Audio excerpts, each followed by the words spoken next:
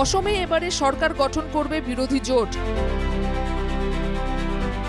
হিমন্ত ফের মুখ্যমন্ত্রী হলে শ্যামকানু সিদ্ধার্থ জামিন পেয়ে যাবেন।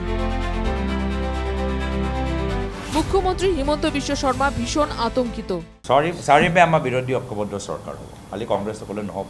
মইতো কৈছোঁ হিমন্ত বিশ্ব শৰ্মা ডাঙৰীয়া মুখ্যমন্ত্ৰী যদি পুনৰবাৰ হ'বলৈ এটা সুযোগ পায়, শ্যামকানু মহন্ত আৰু সিদ্ধাৰ্থ শৰ্মা বেলতে ওলাই যাব।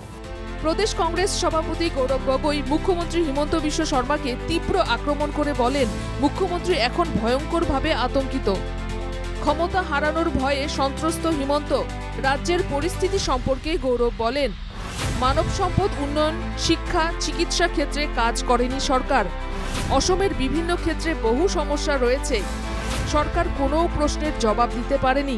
মানৱ উন্নয়নৰ ক্ষেত্ৰত যে শিক্ষা আৰু চিকিৎসা ওপৰত যে এখন চৰকাৰে কৰিব পৰা নাই, স্কুলৰ আদিৰ পৰা দৰৱৰ দামৰ পৰা হস্পিটেলৰ পৰা এইখিনি ক্ষেত্ৰত চৰকাৰে ভালদৰে যে কাম কৰিব পৰা নাই, এইখিনিও কথা যথেষ্ট আগবাঢ়ি গ'ল।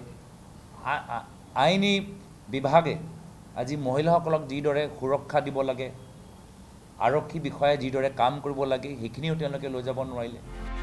রাজ্যের অজস্র সমস্যা হিমন্ত নেতৃত্বাধীন সরকার মেটাতে পারেনি, সে কথা উল্লেখ করেন গৌরব। স্বাস্থ্য, শিক্ষা, পরিকাঠামোর কথা বিশেষভাবে উল্লেখ করেন গৌরব গগৈ। উন্নয়ন প্রসঙ্গে হিমন্ত সরকারের সমালোচনা করে ঠিক কি বলেছেন প্রদেশ কংগ্রেস সভাপতি, সে কথা শুনে নেওয়া যাক। বিকাশৰ ক্ষেত্ৰত স্বাস্থ্য, শিক্ষা, আন্তঃগাঁথনি, আইনী বিভাগ, আইনী পৰিৱেশ, বানপানী, গৰাখহনীয়া, উদ্যোগ, চাকৰি, এইখিনি লৈ ৰাইজে বুজি লৈছে যে কামখিনি হোৱা নাই। হিমন্ত বিশ্ব শর্মাকে এদিন একের পর এক আক্রমণ করেন প্রদেশ কংগ্রেস সভাপতি গৌরব গগৈ। গৌরব বলেন, গত 4 থেকে 5 দিন থেকে গভীর দুশ্চিন্তায় রয়েছেন মুখ্যমন্ত্রী, আর তাই সেটা আড়াল করতেই তার জোর প্রচেষ্টা। বিদেশে তাদের সম্পত্তির বিষয়টি যে প্রকাশ হয়ে পড়বে সেটা ভাবতেই পারেনি হিমন্ত বিশ্ব শর্মা।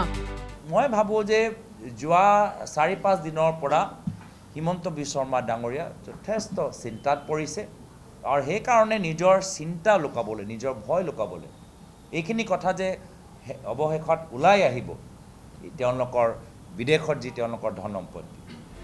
প্রদেশ কংগ্রেস সভাপতির এই কঠোর সমালোচনার জবাবে মুখ্যমন্ত্রীর প্রতিক্রিয়ায় কি হয় এখন সেটাই দেখার। Bureau report, NKTV Bangla.